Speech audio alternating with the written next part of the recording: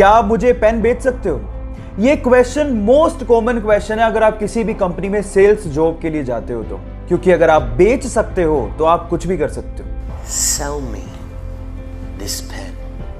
मैं आज आप लोगों को इस मोस्ट कॉमन क्वेश्चन का आंसर बताता हूं। ऐसे एक इंटरव्यू में एक बंदे से पूछा कि क्या आप मुझे पेन बेच सकते हो, तो उसने पेन लिया और उस बंदे को थोड़ी देर बाद कहा कि सर ये फॉर्म भर दीजिए, ये लकी ड्रॉ का फॉर्म है और अगर आप इसे भरेंगे तो आप 1 लाख रुपए की लॉटरी जीत सकते हैं। तो उसने कहा बिल्कुल भरूंगा, लेकिन मेरे पास पेन नहीं है। तो उसने कहा ये लीजिए सर पेन, 10 रुपए का है सर, भरिए, may be you can win 1 lakh रुपए लॉटरी। उसने तुरंत खरीद लिया।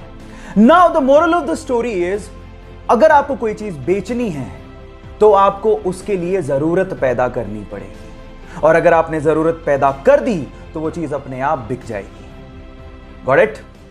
गोल्ड यानी कि सोना रईसी की पहचान मानी जाती है, लेकिन सवाल यह है कि अर्थ की क्रस्ट में तो बहुत सारे मेटल मिलते हैं, फिर गोल्ड को ही इतनी तवज्जो क्यों दी जाती है?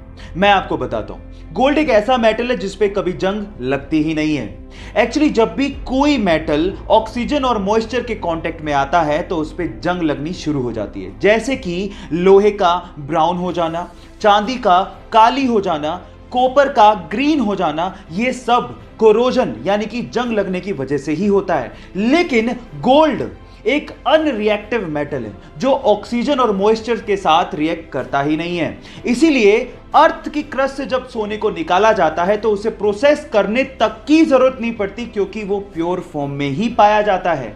क्या इसके पहले तक गोल्ड की एक खासियत आप लोगों को पता थी? और अगर नहीं पता थी तो चैट सेक्शन में लिखना मत भूलिएगा।